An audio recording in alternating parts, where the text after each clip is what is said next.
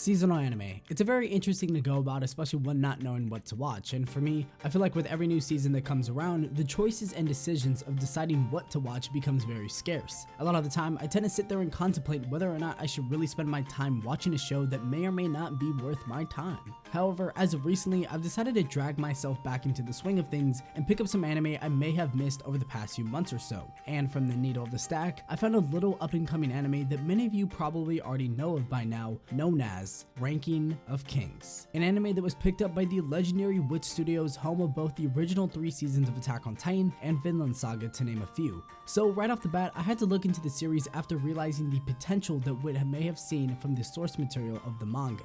And to no surprise, any source of official translation in English is just non-existent. And I feel like nowadays, when it comes to studios picking up a series, there must be some kind of vision, especially when it's not a relatively known series and or just not selling the most volumes. For example, a series like Demon Slayer was not quite the most well-known and or even selling shonen series. It definitely wasn't at the front of its magazine, but was picked up by Ufotable. And this is why I say some studios just have this future sight of knowing what will mesh well with their studio, because we all know how well Demon Slayer did and is even doing right now. So point being, I take these trusting funds to a high demand, and I try to understand the vision, especially from a studio that has such an amazing track record as Wit does. And that's exactly why we're here today. Because again, to no surprise, Wit Studios really outdid themselves with the series, not only presenting it to the many of us who had no idea of who and or where it came from, but spreading light on such an amazing series that is no less truly fit for a king.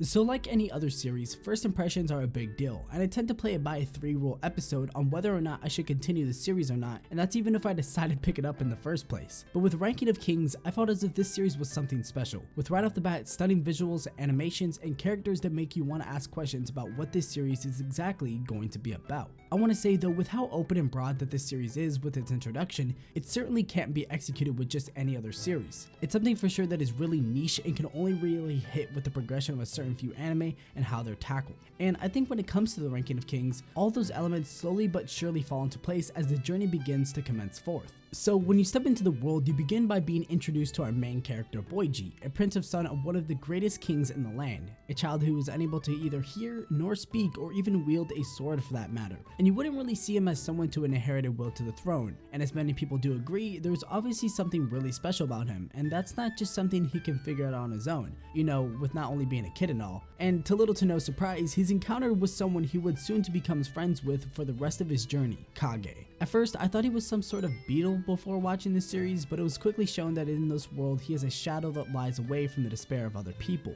And although he may seem really dangerous, he's probably that one friend you've always wished you had. And shortly from the first few episodes, we learned that together they can bring themselves up to not only support each other, but also to support themselves to achieve new heights. And so naturally, the two set off on what feels like an adventure of a lifetime, so that together along with their companions they meet along the way, they can overcome any obstacle, even if it means becoming a king.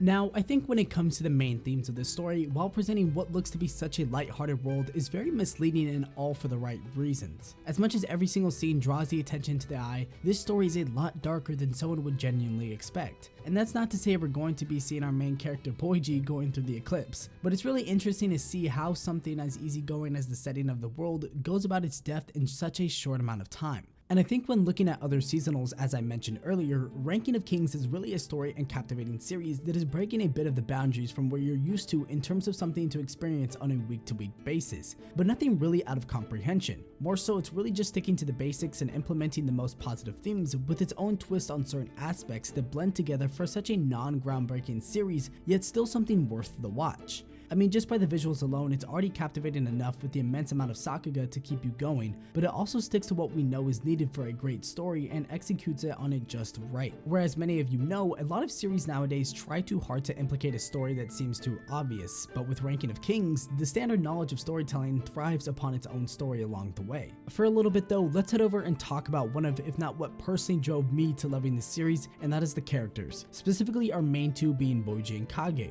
Now, if most of you are familiar with the channel, you would know that I'm not really too big on character-centric moments. It really just depends on the series, and usually what drives me to watch this type of series is the world and setting that something can continuously keep me on my toes and asking questions about said things. But when it comes to this series, and that's kind of why I need to preface this, Ranking of Kings truly sets the standard for anything new to come your way. And for me, it was the appreciation of amazing character-centric moments quite early on in a series without a rewatch.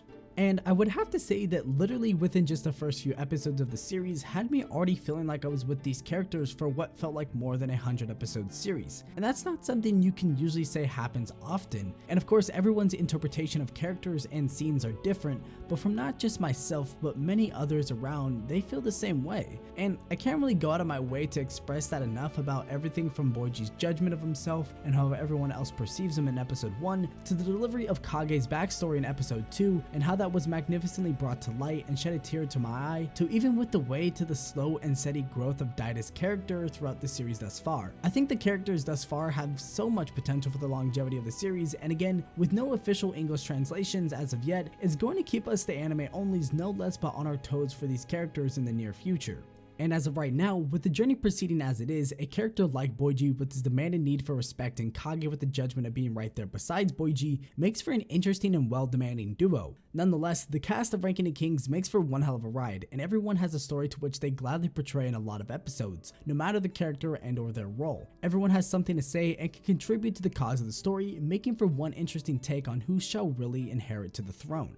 But branching off a bit, I did want to talk about the other factor, and as much as I've enjoyed every single bit of the characters in this series, it's not to take a big thing in my appreciation towards some of these stories that Wood is able to capitalize in their very versatile style. So as I mentioned earlier, being based in a medieval setting comes with a lot of options, and Ranking of Kings takes and adapts to its world as you would expect from any medieval setting. Not only just that, but adding its own spin and unique twist on its own world building, providing an amazing experience from just a visual standpoint, and just architecturally wise, it's just truly stunning. The combat choreography is great as well, and it makes you think at some points in time whether you're watching a battle shonen or not. I think while still being quite early on in the series, with at this point in time recording only at 15 episodes on air, what they display early on is no less of an amazing world and story behind each king and where they come from. Everything from the kingdoms to the towns and underworld, Ranking of Kings has you covered and on for a ride of just a visually captivating experience to no less keep your eyes melted onto the screen, which obviously to me just shows how much effort is going into this series. And I'm just thankful that after a while of just searching and pondering, I guess, the land of some anime to watch, I'm glad that I took it upon myself to check this one out. And if you haven't already, go ahead and do yourself a favor and don't miss out on Ranking